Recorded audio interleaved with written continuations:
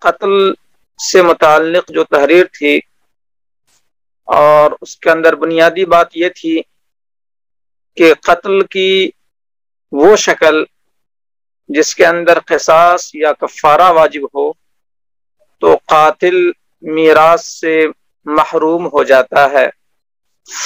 تو قتل کی 5 قسموں میں سے 4 قسم ایسی ہے جس میں قاتل جو ہے میراث سے محروم ہو جاتا ہے، اور 5ویں قسم ایسی ہے قتل کی جس میں قاتل میراث سے محروم نہیں ہوتا ہے۔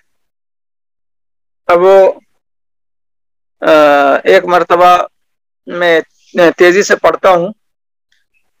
قتل کی تفصیل درج ذیل ہے۔ قتل عمد، امام ابو حنیفہ رحمۃ اللہ علیہ کے نزدیک جان بوجھ کر کسی ہتھیار سے یا ہتھیار کے قائم مقام آلے سے قتل کرنے کو قتل عمد کہتے ہیں، اور صاحبین اور ائمہ ثلاثہ کے نزدیک جان بوجھ کر کسی ایسی چیز سے قتل کرنے کو قتل عمد کہتے ہیں جس سے عام طور پر آدمی مر جاتا ہے، جیسے بھاری لکڑی وغیرہ۔ اس قسم میں گناہ کے ساتھ قصاص واجب ہوتا ہے اور قاتل وراثت سے محروم ہوتا ہے۔ نمبر 2، قتل شبہ عمد، امام ابو حنیفہ رحمۃ اللہ علیہ کے نزدیک جان بوجھ کر کسی ایسی چیز سے مار ڈالنا جو نہ تو ہتھیار ہو اور نہ ہی ہتھیار کے قائم مقام، مگر اس سے جان نکلنے کا غالب گمان ہو، جیسے کوڑا، بڑی لاٹھی وغیرہ۔ اور صاحبین اور ائمہ ثلاثہ کے نزدیک شبہ عمد ایسی چیز سے قتل کرنے کو کہتے ہیں جس سے عام طور پر آدمی نہ مرتا ہو، جیسے چھوٹی لاٹھی۔ نوٹ: فتویٰ امام ابو حنیفہ رحمۃ اللہ علیہ کے قول پر ہے۔ علامہ شامی رحمہ اللہ نے وفتا بقولہ سے اس کی صراحت فرمائی ہے۔ شبہ عمد کا حکم یہ ہے کہ اس میں گناہ کے ساتھ کفارہ اور عاقلہ پر دیت مغلظہ واجب ہوتی ہے، نیز ایسا قاتل وراثت سے بھی محروم ہو جاتا ہے۔ کفارہ: ایک غلام یا باندی آزاد کرنا اور دستیاب نہ ہونے کی صورت میں لگاتار 60 روزے رکھنا۔ نوٹ: دیت مغلظہ میں 4 طرح کے 100 اونٹ اور دیت مخففہ میں 5 طرح کے 100 اونٹ واجب ہوتے ہیں۔ نمبر 3، قتل کی تیسری قسم قتل خطا۔ اس کی 2 صورتیں ہیں، خطا فی القصد، خطا فی العمل۔ خطا فی العمل کو خطا فی الفعل بھی کہتے ہیں۔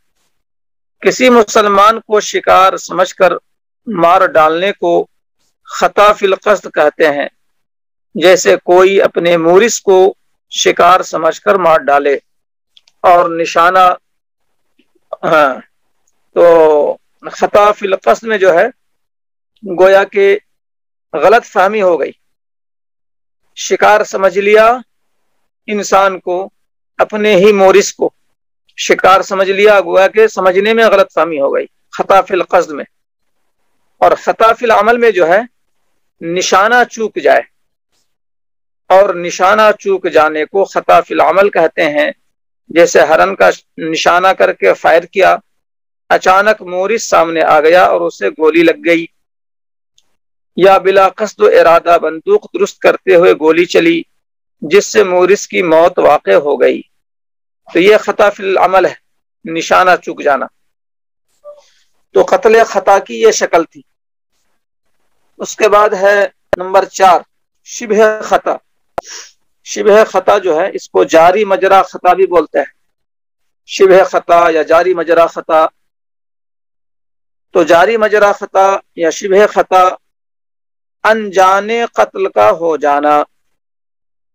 انجان قتل کا ہو جانا یہ تعبیر اچھی ہے۔ مثلا الف، نیند میں کروٹ بدلتے ہوئے بچہ دب کر مر جائے۔ با، درخت یا چھت وغیرہ سے بے اختیار کسی پر گرے اور جس پر گرے وہ مر جائے۔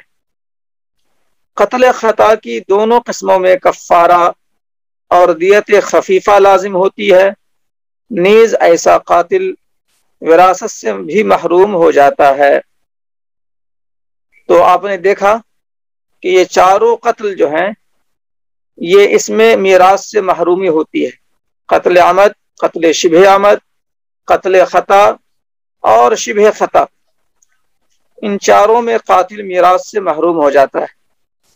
قتل بالسبب، قتل کا سبب اختیار کرنا، مثلا کسی نے غیر کی زمین میں کنواں کھودا، اتفاق سے کنواں کھودنے والے کا رشتہ دار یعنی مورث اس میں گر کر مر گیا، یا غیر کی مملوکہ زمین میں پتھر رکھ دیا، اتفاق سے پتھر رکھنے والے کا رشتہ دار یعنی مورث اس سے ٹکرا کر گرا اور جاں بحق ہو گیا۔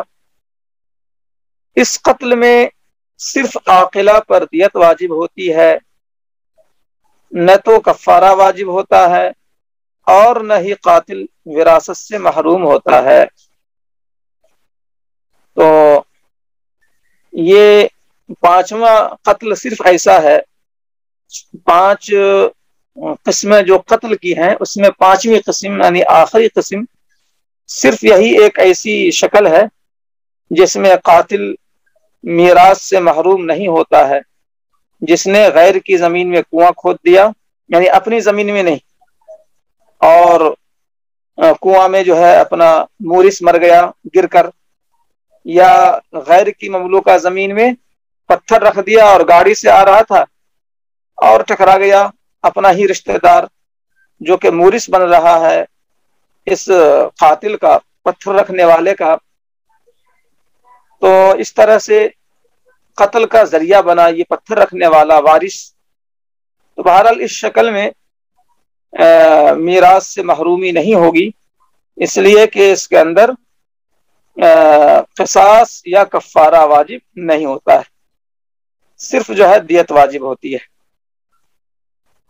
تو والقتل الذي يتعلق به وجوب القصاص او کفارہ، کہ ہر وہ قتل جس سے قصاص کا وجوب متعلق ہو یا کفارہ متعلق ہو، اس قتل کی بنیاد پر قاتل میراث سے محروم ہو جاتا ہے، اور یہ قصاص سے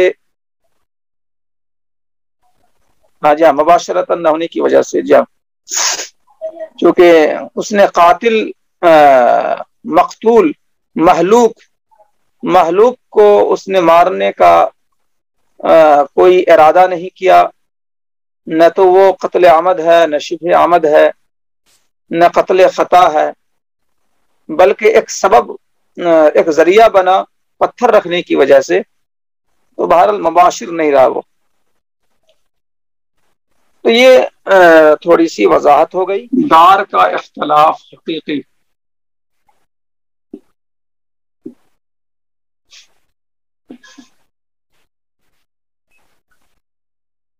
کالحربی والذمی،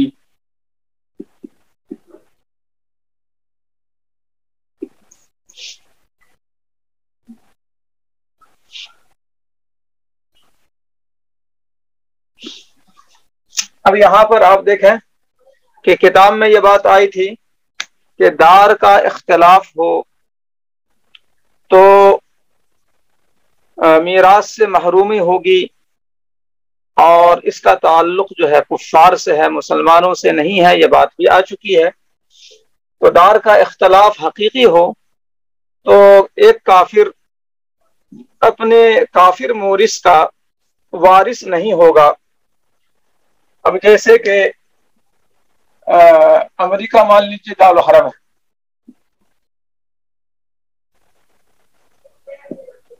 اور سعودی عرب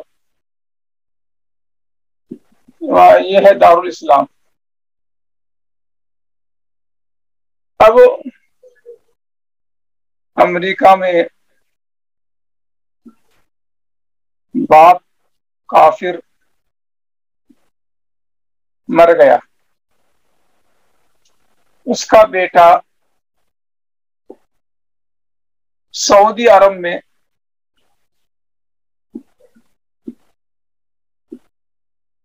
ذمے کی حیثیت سے رہ رہا ہے. تو اب دارالقضا سے اب دارالقضا کافر بیٹے کو میراث نہیں دلائے گا، میراث نہیں دلائے گا.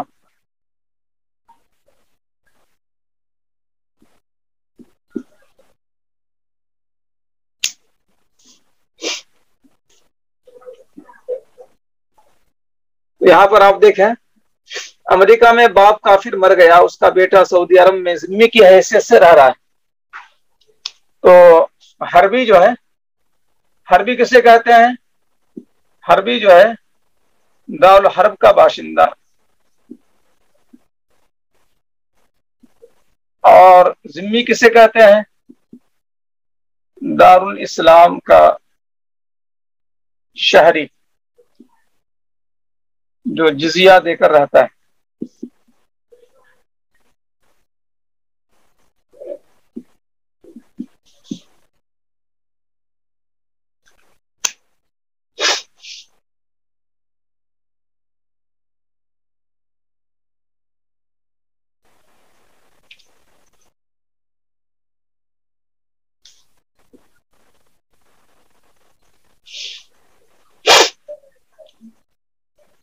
حربی کسے کہتے ہیں؟ دارالحرب کا باشندہ. اور ذمی، ذمی جو ہے دارالاسلام کا شہری جو جزیہ دے کر رہتا ہے.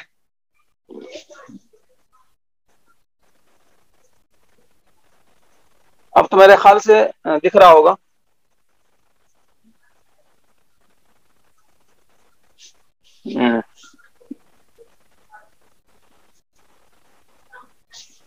پتہ نہیں کیا گڑبڑ ہو گیا ہے.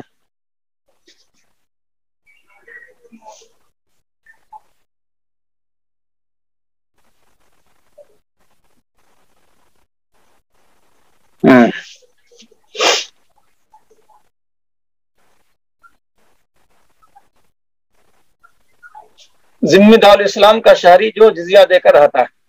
اب آپ دیکھیں کہ یہ ایک شکل ہو گئی کل حربی و ذمی. کتاب کی عبارت تھی کہ حربی اور ذمی جو ہے یہ دو مختلف دار کے ہیں. ایک امریکہ کا باشندہ ہے اور ایک سعودی عرب کا باشندہ ہے. سعودی عرب میں بیٹا رہتا ہے ذمی کی حیثیت سے، اور امریکہ میں باپ رہتا تھا جو مر گیا. تو باپ کی میراث بیٹے کو نہیں جائے گی. یعنی دارالقضا جو سعودی عرب کا ہے وہ بیٹے کو باپ کی میراث نہیں دلائے گا، یعنی واجب نہیں ہے اس پر. اور اب جو ہے آپ دیکھیے دار کی حکمن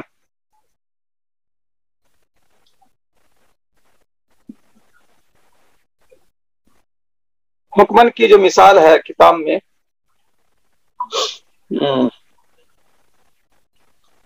جو عبارت ہے وہ یہ ہے کل مستأمن والذمی او حکمن. یہ عبارت کتاب کی ہے، او حکمن کل مستأمن والذمی.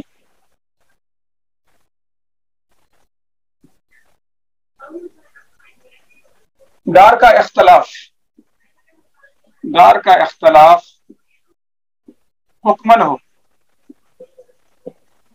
اب جیسے مستامن، مستامن کسے کہتے ہیں؟ دارالحرب کا باشندہ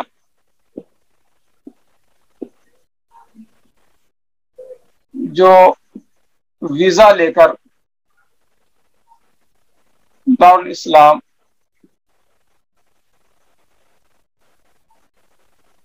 کچھ عرصے کے لیے آیا ہے.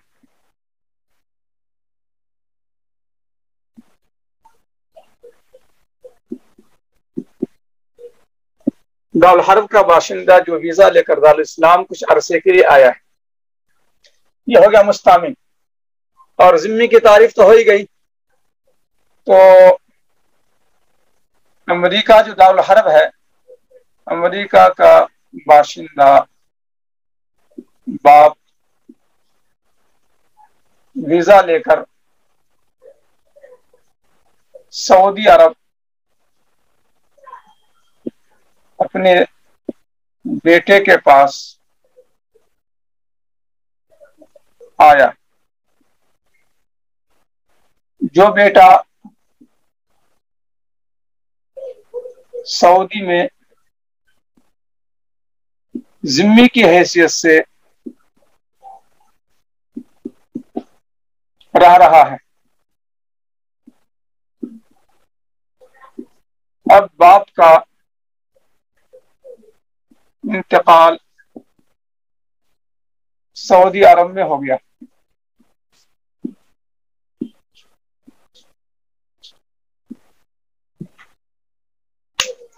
اب اس مثال میں آپ یہ غور کریں کہ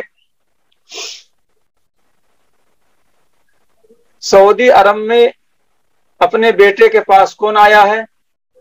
امریکہ کا باشندہ باپ، ویزا لے کر۔ تو باپ ہو گیا مستامن۔ عبارت کیا ہے؟ او حکمن کل مستامین والذمی۔ مستامن جو ہے یہاں پر کون ہے؟ باپ ہے، جو امان لے کر سعودی عرب ویزا لے کر، امان لے کر ایک ہی بات ہے، جو امان لے کر ویزا لے کر سعودی عرب آ گیا ہے تو باپ کیا ہو گیا؟ مستامن، اور بیٹا تو ذمی ہے ہی جو سعودی عرب میں رہ رہا ہے۔ تو اب باپ کا انتقال یہی ہو گیا سعودی عرب میں، تو بظاہر دونوں کا ایک ہی دار ہے، ایک ہی ملک میں ہے، پھر بھی حکمن اختلاف ہے۔ اگرچہ کہ ایک ہی ملک میں دونوں ہیں باپ بیٹا، اور باپ کا انتقال ہوا ہے، لیکن پھر بھی حکمن ایک ہی دار میں ہے۔ بظاہر ایک ہی دار میں دونوں ہیں، لیکن حکمن اختلاف ہے، اس لیے کہ باپ جو ہے اصلاً امریکہ کا ہے، اور بیٹا جو باشندہ ہے وہ سعودی کا ہے، تو اصلاً جو ہے دار الگ الگ ہے۔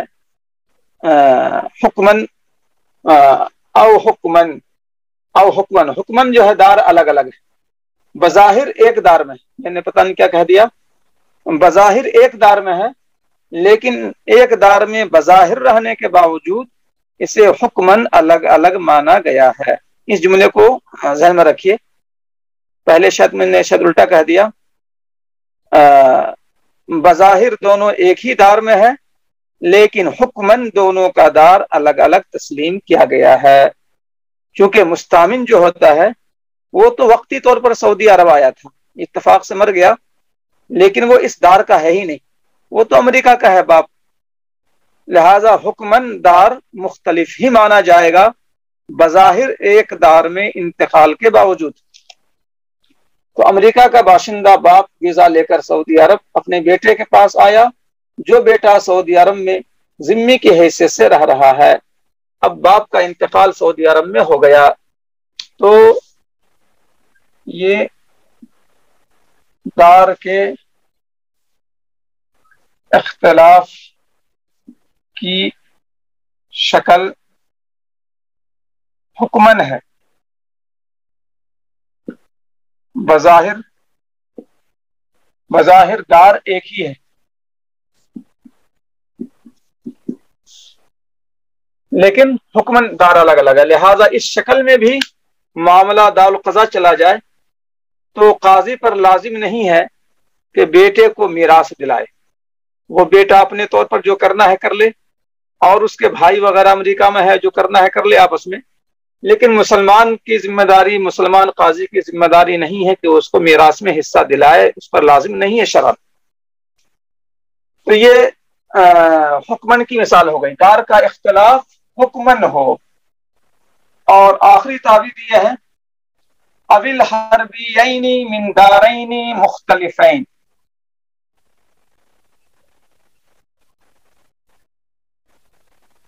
اوی الحربیین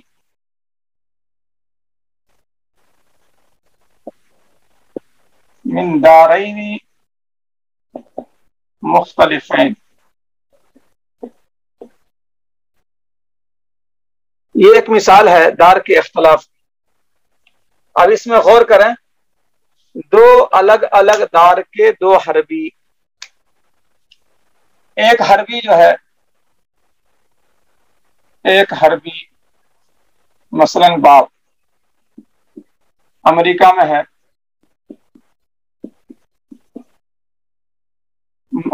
مثلا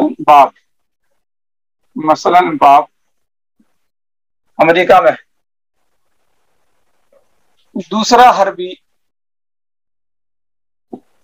یعنی مثلا بیٹا روس میں ہے.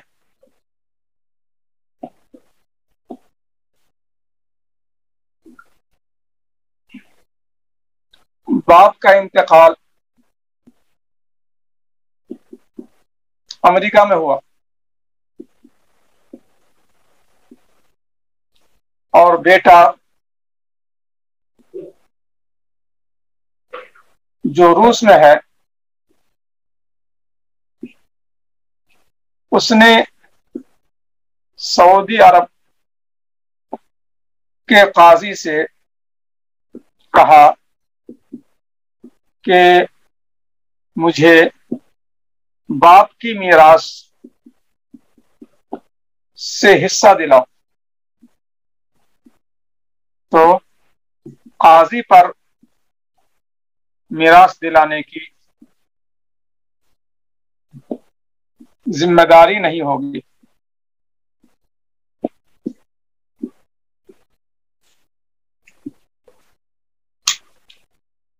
دیکھا آپ نے، دو حربی دو مختلف دار کے ہیں.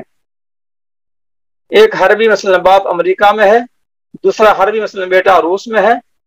باپ کا انتقال امریکہ میں ہوا اور بیٹا جو روس میں ہے اس نے سعودی عرب کے قاضی سے کہا کہ مجھے باپ کی میراث سے حصہ دلاؤ. تو قاضی پر میراث دلانے کی ذمہ داری نہیں ہوگی چونکہ دونوں کا دار الگ الگ ہے. یہ مثال ہو گئی دو الگ الگ دار کے دو حربی ہیں، اور یہ دار کیا ہے؟ اختلاف.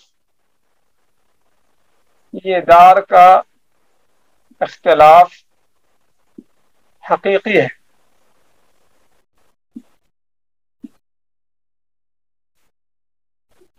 یہ دار کا اختلاف حقیقی ہے. آپ نے دیکھا کہ یہ حقیقی دار کا اختلاف ہے. ایک روس میں رہ رہا تھا، ایک امریکہ میں رہ رہا تھا، اور امریکہ والے کا انتقال امریکہ ہی میں ہوا. تو یہ دار کا اختلاف حقیقی ہے. اگر مذکورہ شکل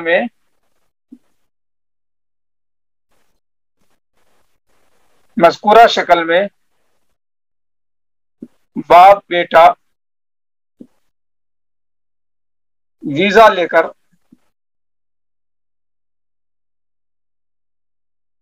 سعودی عرب چلے گئے جہاں باپ کا انتقال ہو گیا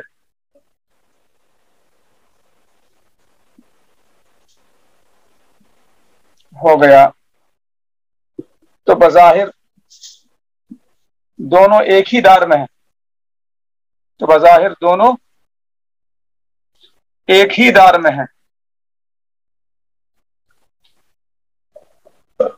دار میں ہے لیکن حکمن دار الگ ہے.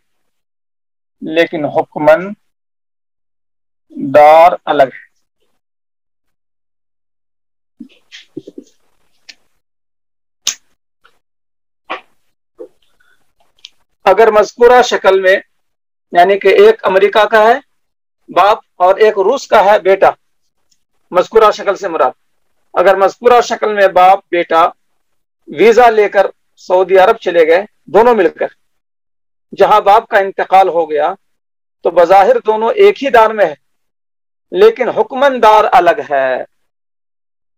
ایک ہے روس کا یعنی بیٹا اور ایک ہے امریکہ کا یعنی باپ. دونوں مل کر جو ہے پلان بنائے اور بات چیت کر لیے اور دونوں پہنچ گئے سعودی عرب کسی کام سے، اور سعودی عرب پہنچ کر باپ کا انتقال ہو گیا. تو بظاہر دونوں ایک ہی دار میں ہیں، لیکن حکمن دار الگ الگ ہے، لہذا اس شکل میں بھی اس کافر بیٹے کو میراث دلانے کی ذمہ داری دارالقضاء کی نہیں ہوگی۔ تو گویا کہ ابی الحربیین من دارین مختلفین، یہ عبارت دار کے اختلاف حقیقی کی بھی ہے، اور یہ عبارت دار کے اختلاف حکمی کی بھی ہے، حکمن دار الگ ہے۔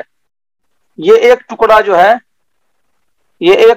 ہے دار کا اختلاف حقیقی اور دار کا اختلاف حکمی، دونوں سے متعلق یہ عبارت ہے، یعنی دونوں مصداق بن رہا ہے بیک وقت۔ تو آپ نے کیا پوچھا؟ دوبارہ آپ مجھے پوچھ لیں، یعنی دوبارہ لکھیں، میں پھر دیکھ لیتا ہوں اسکرین پر، چونکہ بیک میں جائیں گے چیٹ میں تو تھوڑا بورڈ گڑبڑ ہو سکتا ہے۔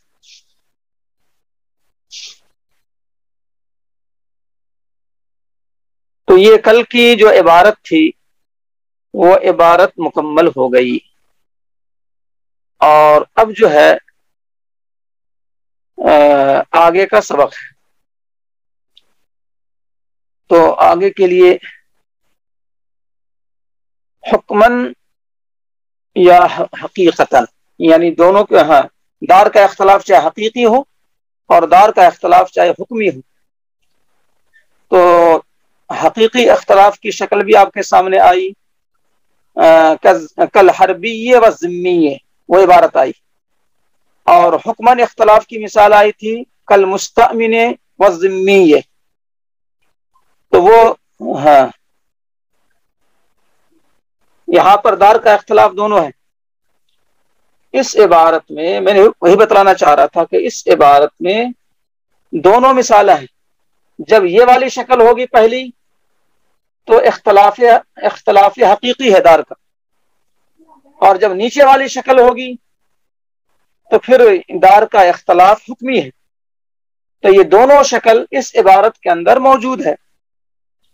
یہ آپ جو ہے دوبارہ پڑھ لیجئے کہ یہاں پر جو ہے دو الگ الگ دارالحرب کا باشندہ ہے، ایک امریکہ کا باپ اور ایک روس کا بیٹا، تو دو الگ الگ دارالحرب کے ہیں، اور انتقال امریکہ میں ہو رہا ہے باپ کا، تو یہ دار کا اختلاف حقیقی ہو گیا، یہ دار کا اختلاف حقیقی ہے، اسی پر تبصرہ ہے، یہ دار کا اختلاف حقیقی ہے۔ لیکن اگر یہی امریکہ کا باپ اور روس کا بیٹا دونوں چلے گئے سعودی عرب چلے گئے جہاں باپ کا انتقال ہو گیا، تو بظاہر دونوں ایک ہی دار میں ہیں، لیکن حکمن دار الگ الگ ہے، یعنی دونوں جو ہے دو الگ الگ دارالحرب کے ہیں، باپ جو ہے امریکہ کا ہے یہاں بھی، اور بیٹا جو ہے روس کا ہے، دونوں سعودی عرب آ گئے، لیکن ان لوگوں کا دار جو ہے وہ ایک کا امریکہ ہے اور ایک کا روس ہے۔ تو حربیین کی جو تعبیر ہے یہاں بھی منطبق ہو رہی ہے حربیین کی، اور اس مثال میں بھی حربیین ہے، ابی الحربیین، یہ جو عربی عبارت ہے کتاب کی، ابی الحربیین من دارین، تو یہ عبارت اس مثال پر بھی فٹ ہو رہی ہے اور یہ عبارت اس مثال پر بھی فٹ ہو رہی ہے، دونوں شکلوں پر۔ تو اس لیے یہ عبارت دار کا اختلاف حقیقی اس کو بھی شامل ہے، اور دار کا اختلاف حکمن دار الگ ہے اس کو بھی شامل ہے، یہ عبارت بیک وقت دونوں کو شامل ہے۔ تو بہرحال آپ اس عبارت کو اس کے فوٹو لے لیں اور غور کر لیں، تو بیک وقت یہ عبارت دونوں شکلوں کو شامل ہے، دار کا اختلاف حقیقی اور دار کا اختلاف حکمی۔ تو خیر یہ سب مسئلہ جو ہے یہ سب جو ہے کافر سے متعلق ہے، اور یہ سب کوئی پیش آنے والا نہیں ہے۔ اب جو ہے اصل بحث شروع ہو رہی ہے کہ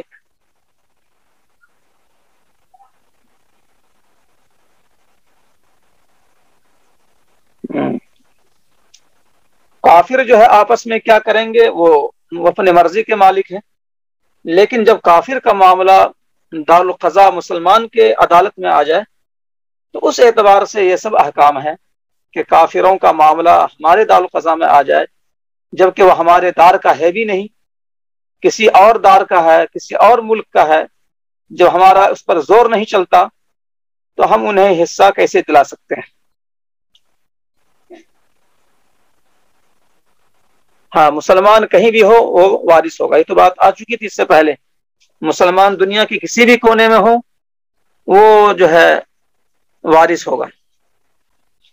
وہ سب باتیں بالکل تفصیل سے آ چکی ہیں اور باتیں کل ہی آئی تھی.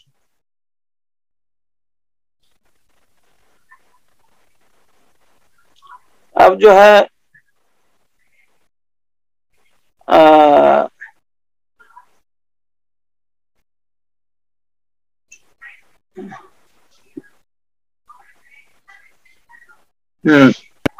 اب اگلا جو باب ہے، باب معرفت الفروض و مستحقیہا.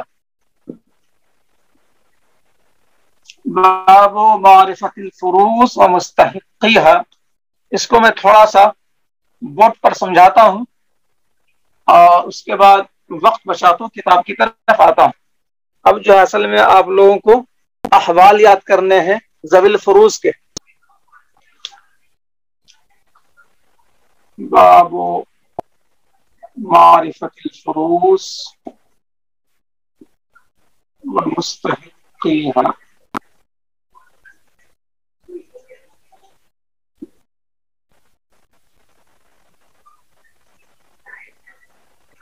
مقررہ حصہ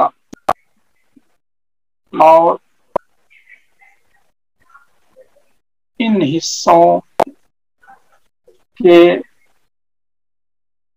مستحقین کو جاننے کا باب. یہ میں نے ترجمہ بھی کر دیا ہے تاکہ آپ کو کوئی اشتباہ نہ رہے کہ مطلب کیا ہے. تو اللہ تعالیٰ نے جو حصہ مقرر کیا ہے، اگر آپ سے کوئی سوال کرے کہ قرآن کریم میں وہ کون سی آیات ہیں جہاں پر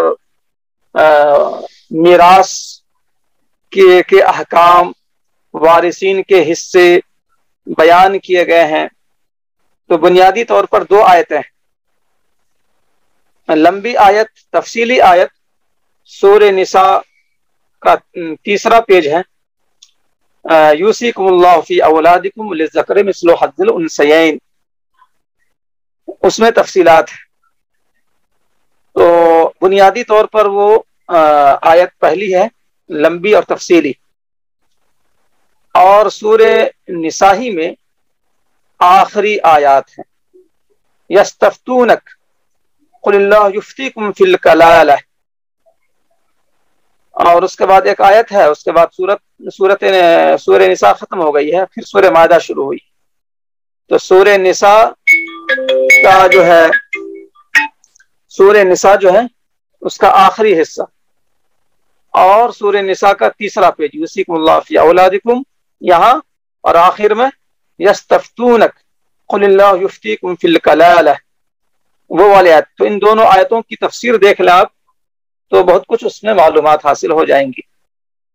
تو ان دونوں آیتوں کو، بلکہ یوصیکم اللہ میں 2 آیتیں ہیں جس میں حصے ہیں، اور اس کے بعد تیسری آیت میں جو ہے سورہ نساء 3 پیج پر لگاتار جو 3 آیتیں ہیں، تو پہلی آیت اور دوسری آیت میں جو ہے وارثین کے حصے بیان کیے گئے ہیں، وصیت کی بات بھی ہے، ادائیگی قرض کی بات بھی ہے، اور اسی میں جو ہے لگاتار جو تیسری آیت ہے اس میں جو ہے یہ بات ہے کہ جو اللہ اس کے رسول کی اطاعت کرے تو اس کے لیے جنت ہے.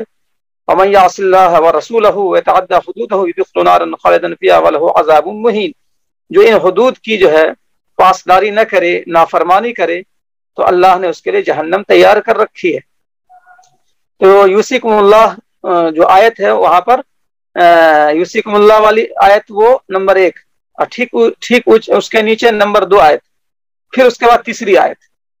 تو یہ 2 آیتوں میں ان وارثین کے حصے وغیرہ، اور تیسری آیت میں عمل کرنے پر جنت کی خوشخبری اور عمل نہ کرنے پر جہنم کی وعید، اور پھر سورہ نساء کے آخر میں کلالہ والی آیت ہے۔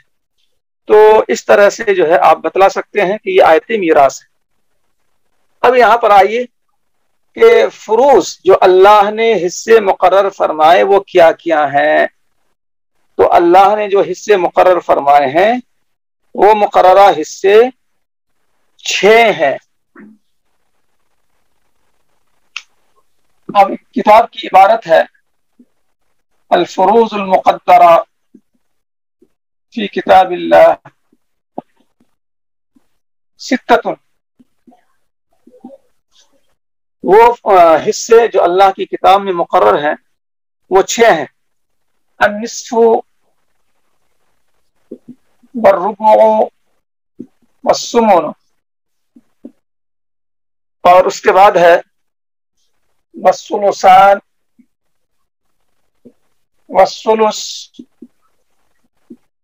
والسدس على التضعيف والتنصيف،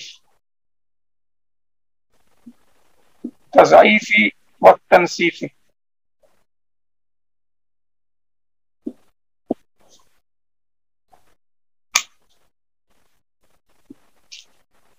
تو اب جو ہے اس عبارت کو آج حل کر لیجیے۔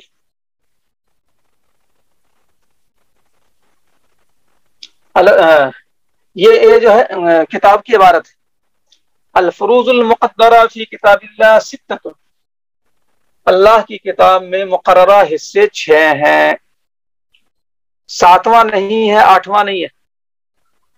وہ مقررہ حصے کیا ہیں؟ کسی کو نصف مل سکتا ہے، کسی کو ربع مل سکتا ہے، کسی کو ثمن مل سکتا ہے۔ نصف کا مطلب آدھا، ربع کا مطلب چوتھائی، ثمن کا مطلب 8واں۔ نصف کا مطلب کیا ہوا؟ آدھا، اور اس کا کیا مطلب ہے؟ 50%۔ 50%، اسی کو لکھتے ہیں 1/2۔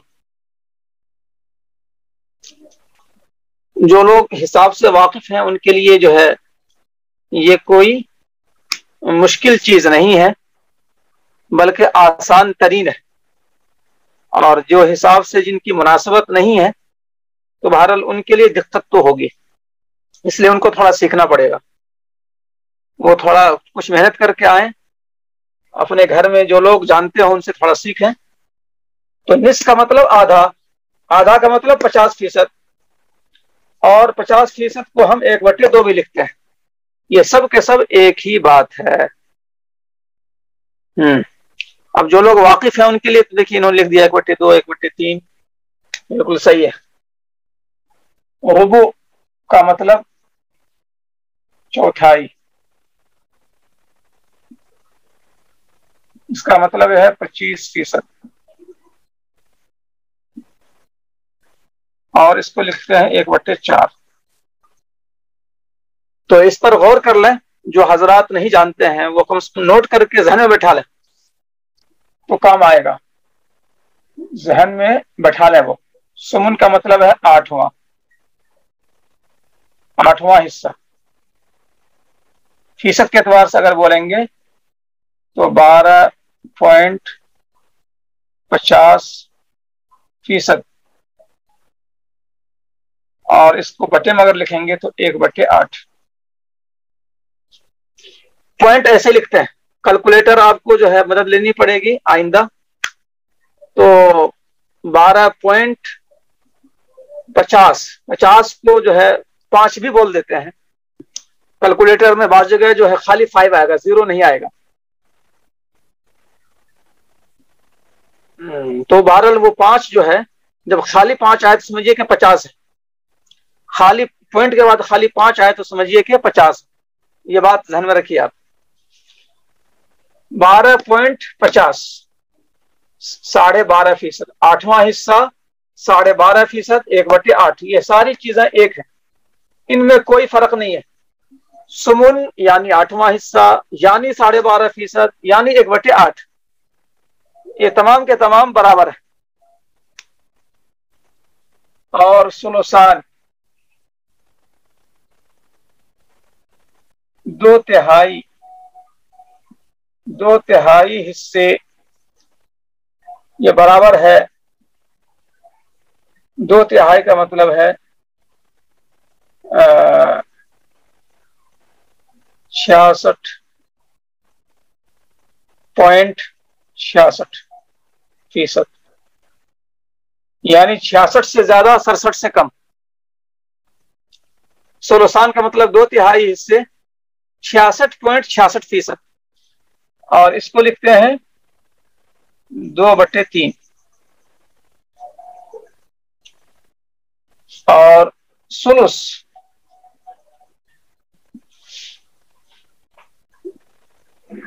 کا مطلب 1/3 حصہ. 1/3 حصہ یہ برابر ہے 35.33%،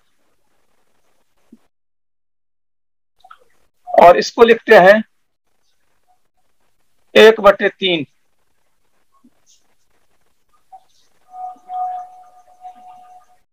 تو نیچے کی جگہ تو میرے خیال سے چھپ جائے گی. سلس یہ ہے. سلس جو ہے اس کو دیکھ لیں غور سے.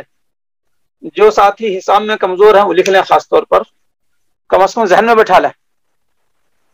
بعد میں بتلاؤں گا کیلکولیٹر پہ کیسے ان لوگوں کو کرنا ہے، تو انشاءاللہ اس کو نوٹ کر لیں تو آسانی رہے گی. سلس 1/3 حصہ 33.33%، 1/3. یہ سب کے سب برابر ہے.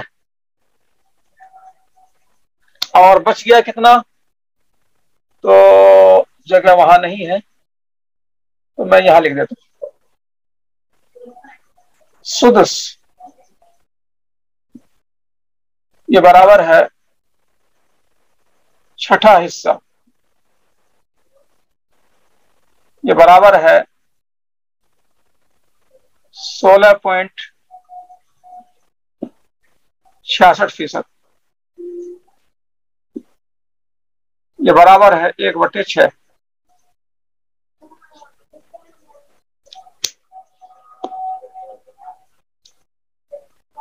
اس کو آپ حضرات نوٹ کر لیں جو خاص طور سے حساب میں کمزور ہے. اب یہاں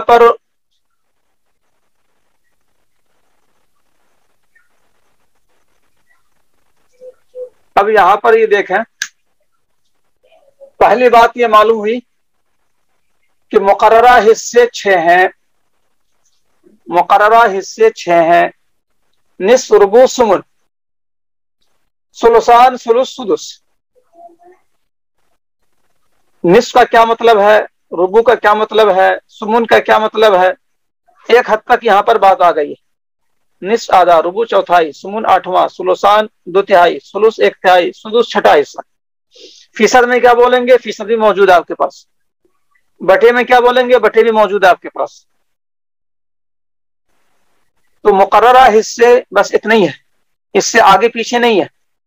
اللہ نے مقررہ حصے جو رکھے ہیں وہ صرف اور صرف 6 ہیں.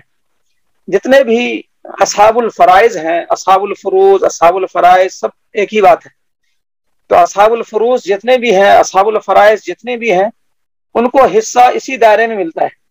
نصف ملے گا، یا ربع ملے گا، یا ثمن ملے گا، یا ثلثان ملے گا، یا ثلث ملے گا، یا سدس ملے گا. اب جو ہے نصف، ربع، ثمن کو ایک خانے میں رکھیے، چونکہ وہ بات بعد میں آئے گی کہ نصف، ربع، ثمن ایک خانہ، ثلثان، ثلث، سدس دوسرا خانہ. جب اس خانے کا نصف آئے، ادھر کا کچھ بھی آئے، تو مسئلہ جو ہے 6 سے بنتا ہے.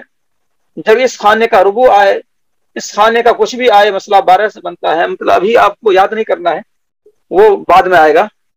تو میں صرف یہ بتلانا چاہ رہا ہوں کہ یہ پہلا خانہ اس کو الگ مان کے چلیے، وہ کام آئے گا، اور اس کو الگ خانے میں مان کے چلیے، یہ کام آئے گا بعد میں.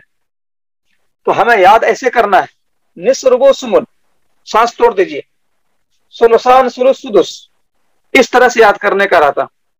दोनों को मिलाने की जरूरत नहीं है, ये एक अलग खाना है और ये अलग खाना है।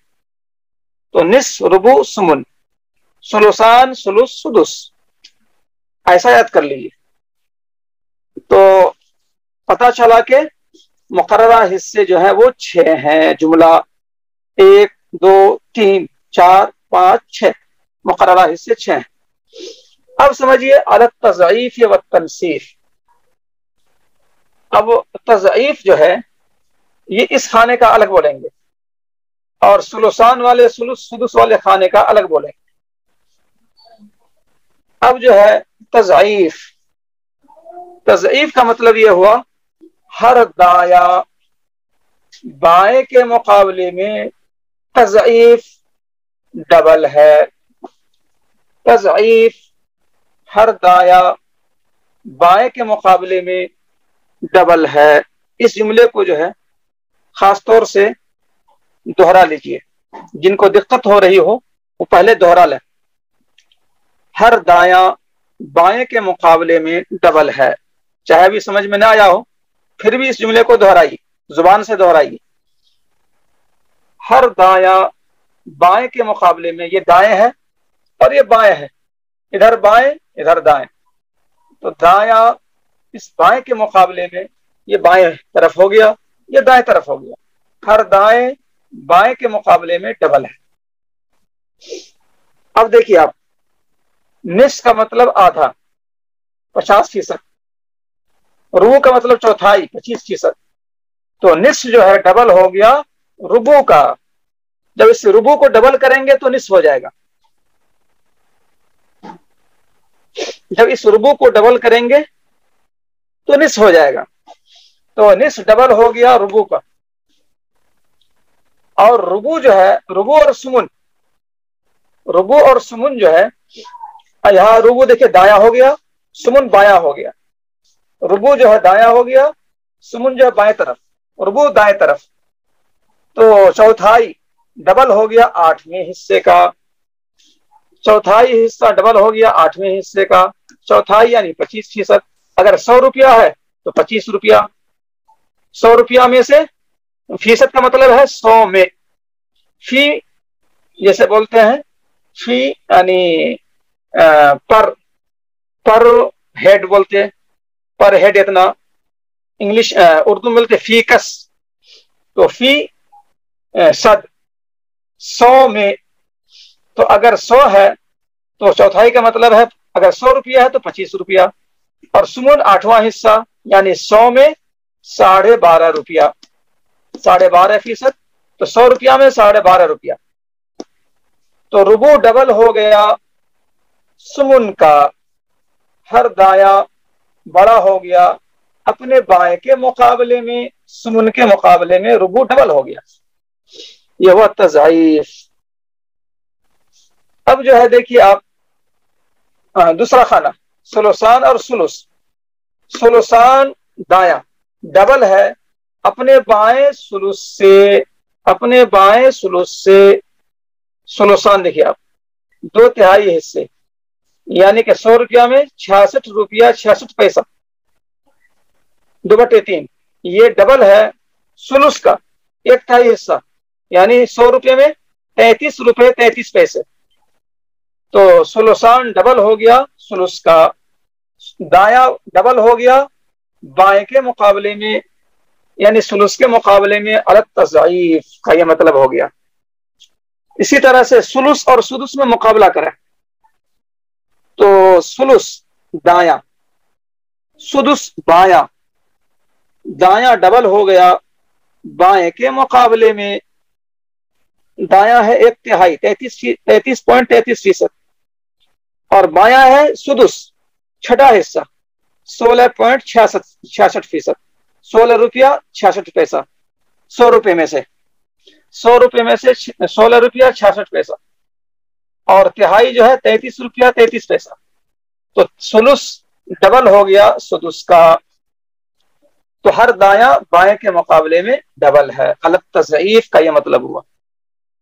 व तनसीफ, اب تنصیف جو ہے الٹا کر لیجئے، ہر بایاں آدھا ہے، ہر بایاں آدھا ہے دائیں کے مقابلے میں،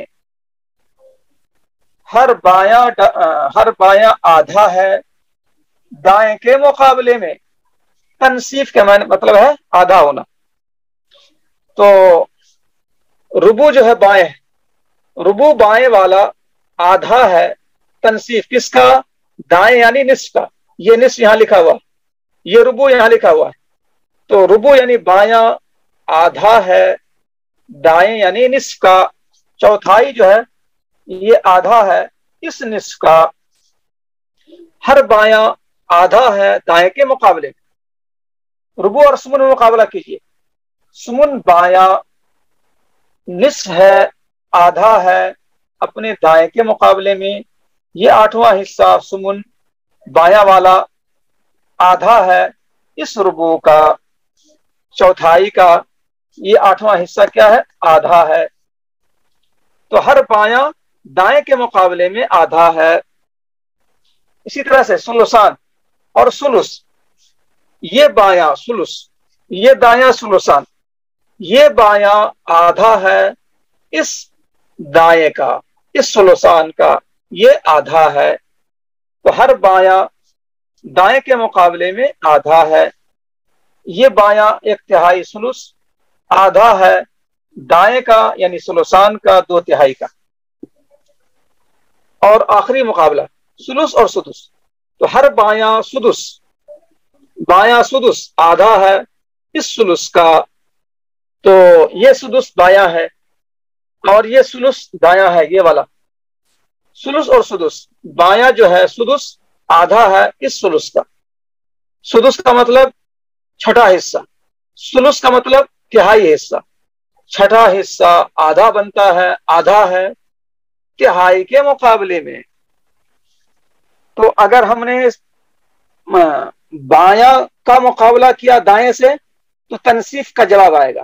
بائیں کا مقابلہ دائیں سے کرنا ہے کہ یہ بایاں اس دائیں کے مقابلے میں تنصیف آدھا ہے۔ جب دائیں کا مقابلہ بائیں سے کریں کہ نصف ربو کے مقابلے میں کیا ہے تو جواب میں تضعیف آئے گا۔ دائیں کا مقابلہ بائیں سے کریں تو تضعیف آئے گا، اور بائیں کا مقابلہ دائیں سے کریں تو تنصیف آئے گا۔ تو یہ مطلب ہوا التضعیف والتنصیف کہ نصف ربو سمن میں تینوں کا معاملہ ایسا ہے کہ تضعیف و تنصیف والی بات ہے۔ ہر دایاں بائیں کے مقابلے میں ڈبل ہے، ہر بایاں دائیں کے مقابلے میں آدھا ہے تنصیف۔ تو التضعیف والتنصیف کا یہ مطلب ہوا۔ تو یہ بات آپ لوگوں کو سمجھ میں آئی یا نہیں آئی؟ چلیے تو ٹھیک ہے۔ اگر اس میں کسی کو کچھ پوچھنا ہے تو پوچھ سکتے ہیں۔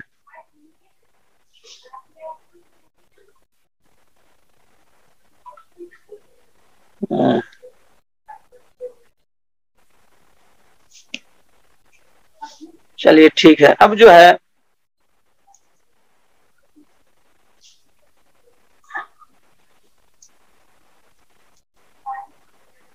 اب آگے کی جو عبارت ہے وہ یہ ہے، میں لکھ دیتا ہوں۔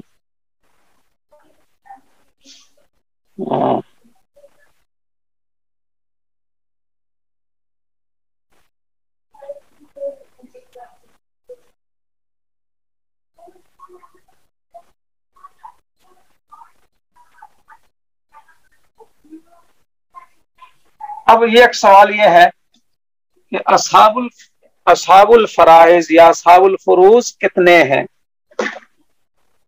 یہ چھ حصے کے مستحقین کون لوگ ہیں؟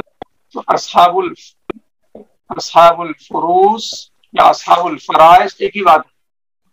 اصحاب الفروض کتنے ہیں؟ 12 ہیں۔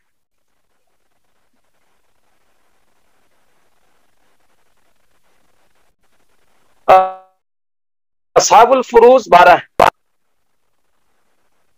4 مرد ہیں، 4 مرد حضرات ہیں، 8 عورتیں ہیں۔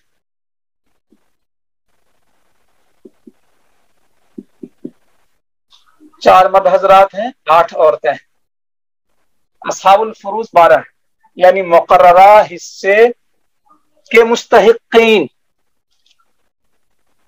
مقررہ حصے کے مستحقین۔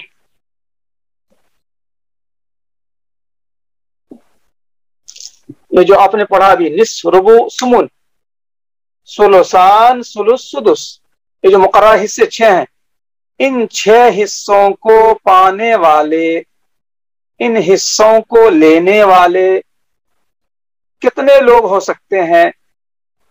تو 12 سے زیادہ نہیں ہو سکتے۔ 13واں کوئی اگر ہے تو وہ مقررہ حصے والے نہیں ہیں۔ مثال کے طور پر چچا جو ہے، مقررہ حصے پانے والے 12 ہیں، اس 12 میں چچا نہیں ہے۔ وہ بات آئے گی باب العصبات میں کہ چچا جو ہے ان 12 لوگوں میں سے نہیں ہے۔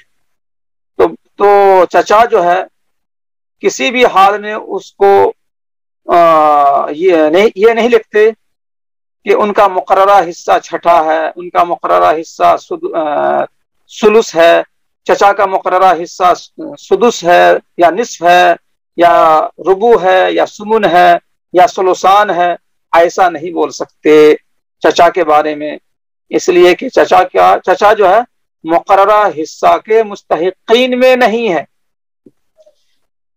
تو صرف 12 حضرات ہیں جو مقررہ حصے والے ہیں۔ اب کتاب میں جو ہے لکھا گیا جو 4 مرد ہے، باپ،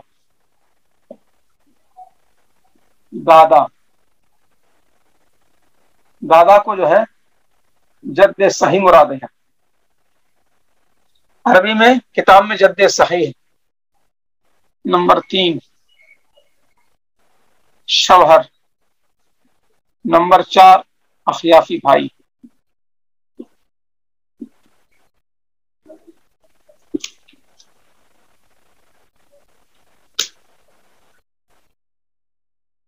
ایک بات جو ہے ذہن میں رکھیے کہ جتنے بھی رشتے بولے جاتے ہیں وہ میت سے جوڑ کر وارثین سے نہیں جوڑتے ہیں۔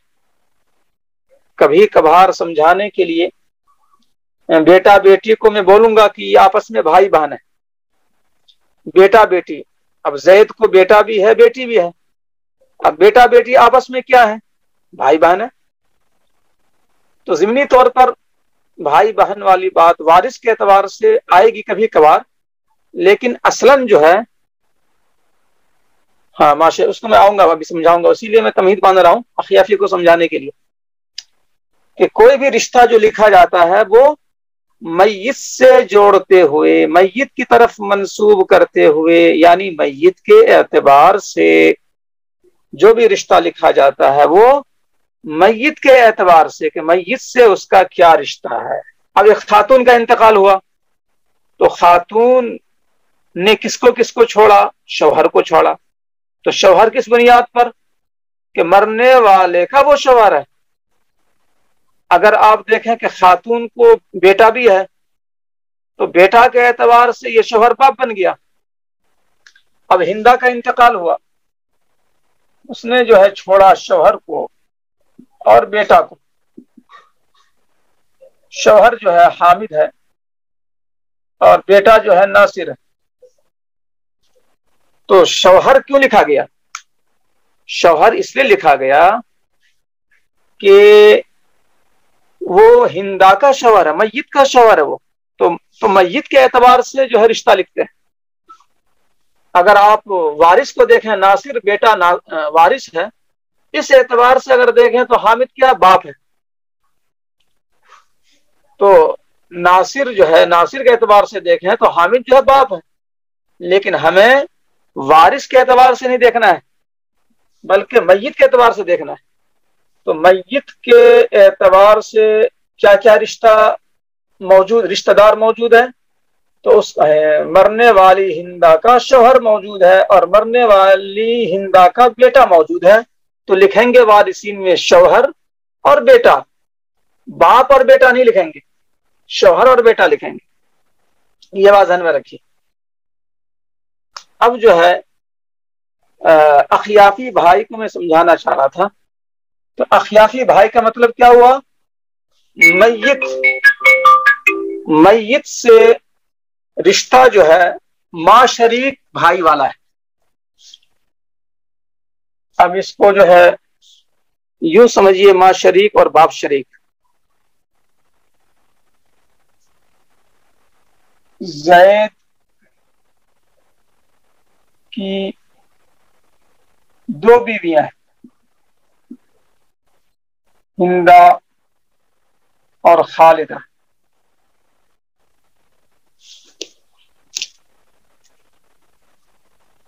تو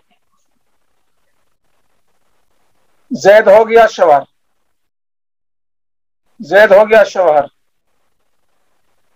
اور یہ ہو گئی بیوی.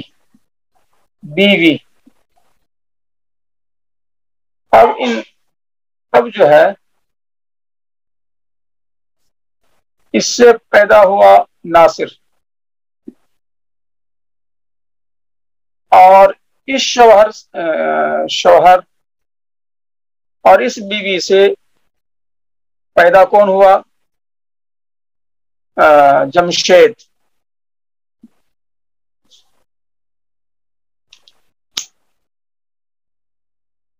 تو زید کا بیٹا ناصر بھی ہے اور زید کا بیٹا جمشید بھی ہے. دیکھا آپ نے؟ تو یہاں پر تو ناصر اور جمشید دونوں کا باپ ایک ہے. اچھا، اور ناصر بھی ہے اور سلیم بھی ہے اور حکیم بھی ہے. ہندا سے جو ہے 3 بیٹا ہوا زید کو، ناصر، سلیم، حکیم. خالدہ سے جو ہے اس کو جمشید اور نسیم. اب یہ جو ہے ناصر، سلیم، حکیم، یہ تینوں سگے بھائی ہیں. ناصر، سلیم، حکیم سگے بھائی، اور جمشید اور نسیم سگے بھائی.